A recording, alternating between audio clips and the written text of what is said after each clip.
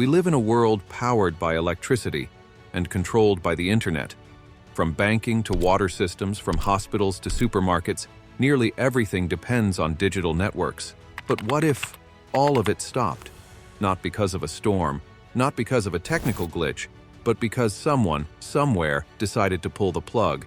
A massive cyber attack, crippling power grids, cutting off communications, freezing transportation, and collapsing the systems we take for granted. It wouldn't just be an inconvenience, it would be a catastrophe. And the truth is, this isn't science fiction. Cyber warfare is already happening, in the shadows. The only question is, when will it hit you? Today, on Doomsday Broadcast, we explore how to prepare for a complete blackout caused by a cyber attack and how to survive its aftermath.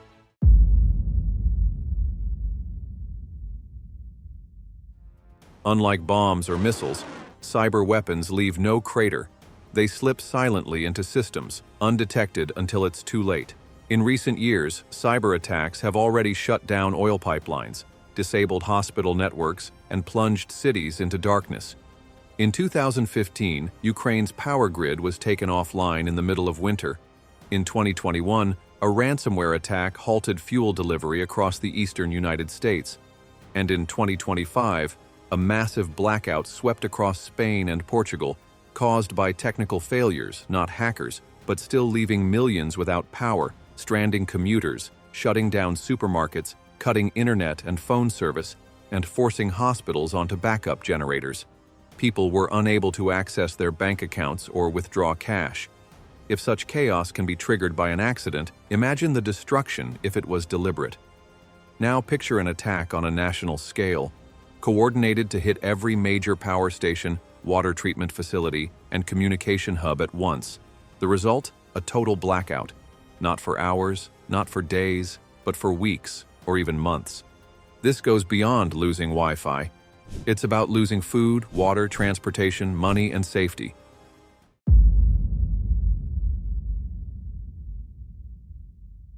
When the power cuts out across the nation, the clock starts ticking. Hour 1, traffic lights go dark, intersections choke with cars, elevators grind to a halt, people find themselves trapped mid-ride. Hour 3, mobile networks collapse, calls won't connect, emergency lines fail, even dialing 911 leads to silence. First responders are overwhelmed, with no clear way to coordinate. Hour 6, banks freeze in an instant, ATMs shut down, card payments decline. Without cash in hand, buying food, fuel, or medicine becomes impossible. Hour 12, refrigerators hum their last breath, fresh food warms and spoils, gas stations close, their pumps useless without electricity. Hour 24, water systems falter, pressure drops, taps run dry. Hospitals cling to backup generators, but their fuel supply has an expiration date. Panic never waits, it grows fast. Store shelves empty, prices surge, arguments spill into violence. And remember, there's no internet to tell you what's happening. You're in the dark, literally and figuratively. The real test begins after that first brutal day.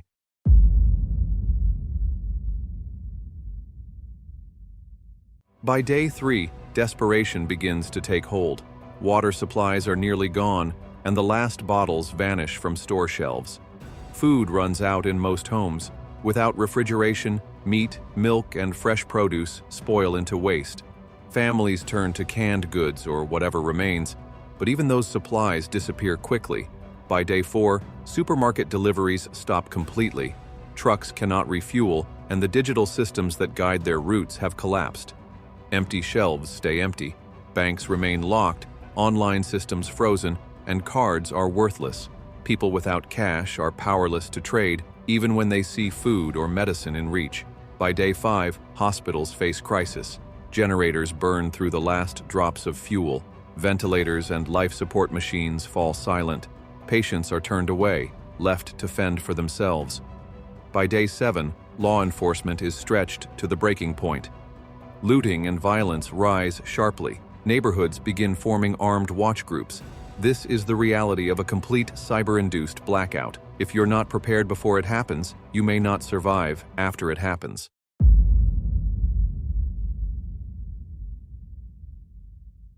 The The secret to surviving a cyber blackout is not chance. It is careful, deliberate preparation. Step 1. Build a blackout kit. Water comes first.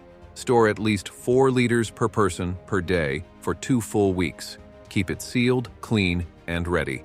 Then food. Choose items that last, like canned goods, rice, pasta, and protein bars. For cooking, a small camping stove with extra fuel or even a grill can keep meals hot when the power is gone. Don't forget light, LED lanterns, headlamps, and a stockpile of batteries. Step 2. Generate power without the grid. Solar chargers keep small electronics alive. A backup generator, preferably dual fuel, can carry heavier loads. Hand crank radios will be your link to emergency news. Step 3. Secure communication. With cell towers silent, two-way radios, CB units, or satellite communicators may be your only voice. Step 4. Protect cash. Keep small bills. Bread and water won't be traded for hundreds. Step 5. Medical supplies. A well-stocked first aid kit, prescription medications, and basic over-the-counter drugs.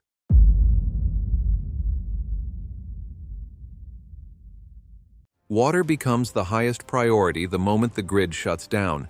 Without power, the pumps that move it through pipes stop working. City water systems collapse, taps run dry, and within hours bottled water disappears from shelves.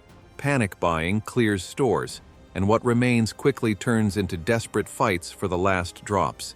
That's why storage is essential. Keep as much water as possible on hand, sealed in safe containers, and refresh your supply often so it doesn't go stale. But storage alone won't save you if the blackout lasts. You must also prepare for the long road ahead. Portable water filters are light, compact, and can transform dirty water into something safe. Purification tablets are even smaller, powerful tools that kill bacteria and viruses. And don't overlook knowledge. Learn the nearest streams, lakes, or even rainfall catchment points around you. But never drink raw water. When sewage plants shut down, rivers and reservoirs become toxic. One careless sip could be fatal. Water sustains life, but survival also demands security.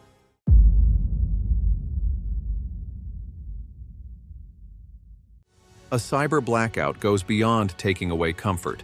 It changes the entire mood of a neighborhood. Darkness breeds desperation, and desperate people look for opportunities. That's why safety becomes as vital as food and water. Keep your home low profile. Don't let it stand out. If you have light, shield it with curtains or blackout covers so nothing spills onto the street. Bright windows can act like a beacon, drawing the wrong kind of attention. Noise is another giveaway. A generator may keep your fridge running, but it also acts like a magnet, telling everyone around that you have resources they don't. Use it sparingly, and only when absolutely needed. Community is strength. Form quiet alliances with neighbors you trust. Share information, watch each other's homes, and agree on signals for warning. But at the same time, protect your supplies. Don't display them, don't boast, and don't invite trouble. Safety holds the line, but true endurance requires a steady food supply.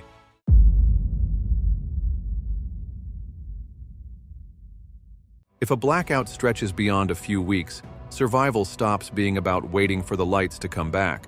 Life, as you know it, changes completely. Supply chains break apart. Government aid, if it arrives at all, is scarce, slow, and unable to reach everyone.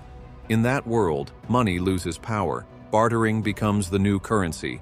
Food traded for medicine, skills traded for protection. Survival no longer depends on apps or gadgets, but on what you can do with your own hands. Learn now how to grow food in small spaces, repair basic tools, cook without power, preserve food through drying, smoking, or fermentation. We've forgotten how to live without the grid. A long blackout will force us to remember or perish.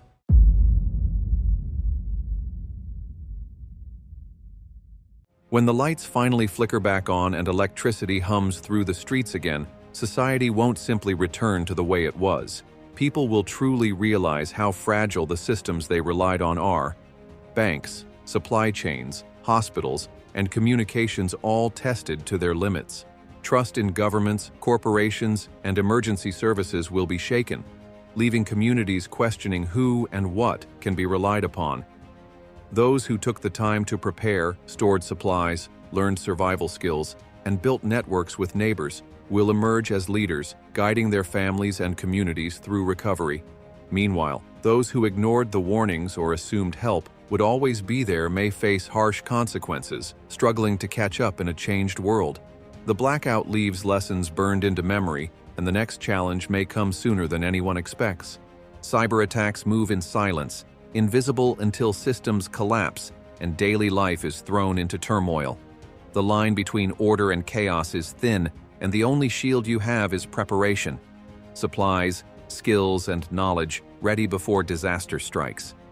This was Doomsday Broadcast, guiding you through the shadows of the digital battlefield. Subscribe now to stay informed and prepare for the unthinkable. Hit the bell icon, share this video, and join a community ready for anything. Remember, the end is closer than it seems.